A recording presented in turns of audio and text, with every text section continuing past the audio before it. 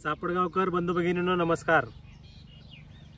दरवर्षीप्रमाणे यावर्षी पण आपल्याकडे विठ्ठल रुक्मिणीची रथयात्रा पुढच्या 7-8 दिवसांमध्ये होणार आहे आणि त्यासाठी आपण नेहमीप्रमाणे बाहेरगावी असणाऱ्या लोकांना उत्सुकता असते की आपल्या गावामध्ये आपल्याला जायचंय। पण या निमित्ताने मला एक गोष्ट सर्वांसमोर आणायची आहे की दिवसेंदिवस ही जी रथयात्रेबद्दलची उत्सुकता बाहेरगावच्या लोकांमध्ये जी आहे ती दिवसेंदिवस कमी होत चाललेली आहे। याचं कारण हे आहे की आपल्याकडं राजकारणाच्या माध्यमातून आपण वातावरण गढूळ करण्याचा बऱ्यापैकी प्रयत्न करतो। इलेक्शन निवडणुकांपुरतं आपण राजकीय असलं पाहिजे, परंतु ज्या वेळेला निवडणुका होतील त्यावेळेस नंतरचे 5 वर्ष आपण गावाच्या भल्यासाठी गावकरी म्हणून एकत्र सगळ्यांनी काम केलं पाहिजे अशी आमची भूमिका नेहमीच असते। आणि त्या दृष्टीने मला हे सांगायचं आहे की आपण ज्या वेळेला गावाची म्हणून यात्रा करत असतो, रथयात्रा, विठ्ठल रुक्मिणी हे जे ग्रामदैवत आहे हे चापडगावचं ग्रामदैवत आहे पूर्ण गावाचं। ते जरी पण आपण आपापल्या सोयीने वाटून घेतले असले देव, विठ्ठल रुक्मिणी एका पार्टीचे आणि भैरवनाथ एका पार्टीत जरी आपण असं केलं असलं तरी पण ते चुकीचं आहे। देव हा सगळ्यांचा असतो आणि ग्रामदैवत असल्यामुळं प्रत्येकाचा सहभाग त्यामध्ये असला पाहिजे। या निमित्तानं मला हे विनंती सर्वांना करायची आहे की आपली ज्यावेळेस आपण यात्रेचं आयोजन करत असतो त्यावेळेला दिवसेंदिवस हे सगळं लोकांचं त्यामध्ये इंटरेस्ट कमी होत चाललेला आहे। किंवा वर्गणी जे आपण पाहतो की वर्गणीचं प्रमाण इतकी मोठ्या प्रमाणात लोकसंख्या असताना, इतक्या मोठ्या प्रमाणात अधिकारी असताना, नोकरदार वर्ग असताना, व्यावसायिक असताना पण अत्यंत कमी वर्गणी गोळा होते आपल्या यात्रेमध्ये। आणि ही खरं तर आपल्या चापडगावसाठी लाजिरवाणी गोष्ट आहे। आपण पाहतो की आपल्याकडे खूप मोठ्या प्रमाणात मोठा हगामा होतो आणि हगामामध्ये खूप वेगवेगळ्या महाराष्ट्रातून वेगवेगळे मोठे मोठे पैलवान, महाराष्ट्र केसरी झालेले पैलवान पण आपल्याकडे येतात आणि त्यांना मग आपण 5,000च्या कुस्तीची घोषणा करतो आणि आपण देतो त्यांना 500, 1000, 2000 रुपये।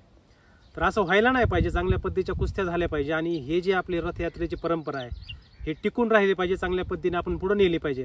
त्यामुळे माझी या निमित्ताने एक सजेशन सर्वांना आहे, एक विनंती आहे, यावर्षीपासून आपण हे सुरू केलं पाहिजे की यावर्षीची कमिटी करत असताना रथयात्रेची जी कमिटी असेल त्या कमिटी आपण नेमली पाहिजे। आणि त्यामध्ये चापडगावमध्ये आपल्याला माहिती आहे की 3 आघाड्या आहेत, वेगवेगळ्या पद्धतीच्या राजकीय आघाड्या असतील त्या, तर त्या 3 आघाड्याचे पण लोक घेतले पाहिजे। बाकीचे ज्यांचा संबंध नसेल या राजकारणाशी तसे पण सामाजिक कार्यकर्ते असतील किंवा प्रतिष्ठित नागरिक असतील, काही रिटायर झालेले आपल्याकडं नोकरदार वगैरे चांगल्या पद्धतीचे आहेत, त्यांना पण त्यामध्ये घेतलं पाहिजे आणि 11 ते 15 लोकांची कमिटी यामध्ये केली पाहिजे। सर्वसमावेशक कमिटी ही असली पाहिजे, पूर्ण गावातल्या लोकांना प्रतिनिधित्व मिळेल अशा पद्धतीची ही कमिटी तयार केली पाहिजे।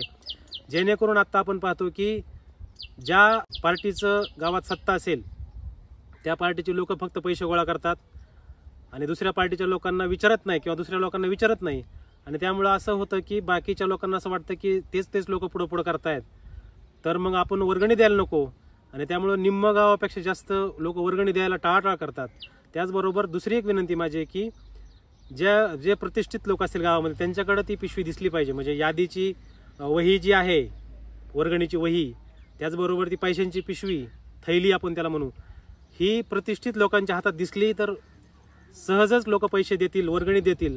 त्यामुळे ह्या गोष्टी आपण विचारात घेतल्या पाहिजे। आपल्याला माहिती आहे की एकतर आपली लोकांना इच्छा राहिलेली नाही, खूप लोकांची उदासीनता निर्माण झालेली आहे की यात्रेला येण्यामध्ये काय असतं, यात्रेमध्ये विशेष काहीच घडत नाही, त्यामुळे लोक याला टाळाटाळ करायला लागलेले आहेत। तर ते होता कामा नये, यात्रेमध्ये लोकांचा सहभाग वाढला पाहिजे, गावातले असतील किंवा बाहेरच्या पण लोक असतील, नातेवाईक असतील, याचा सहभाग वाढला पाहिजे।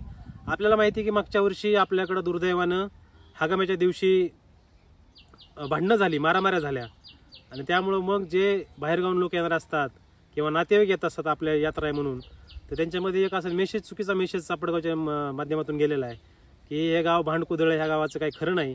आणि म्हणूनच मग असंच जर होत राहिलं तर भविष्य काळामध्ये यात्रा पण कदाचित एकदम लिमिटेड लोकांसाठी, कुणी लोक यात्रेत सहभाग घेणार नाहीत आणि हे होता कामा नये। म्हणून आपण सर्वसमावेशक सगळ्या लोकांना जर एकत्रित घेऊन कमिटी केली तर अशा प्रकारचे वादावादी होणार नाही भविष्यामध्ये पण, आणि त्यामुळे ही यात्रा चांगल्या पद्धतीने आपल्याला साजरी करता येईल।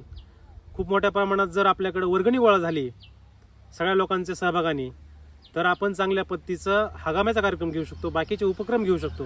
त्यामुळे माझी यात्रेच्या निमित्तानं सर्वांना विनंती आहे, सर्व गावकऱ्यांना पण विनंती आहे आणि राजकीय लोकांना पण विनंती, सत्ताधाऱ्यांना विनंती, विरोधकांना विनंती, सगळ्यांना विनंती आहे की आपण यामध्ये गांभीर्याने लक्ष दिलं पाहिजे।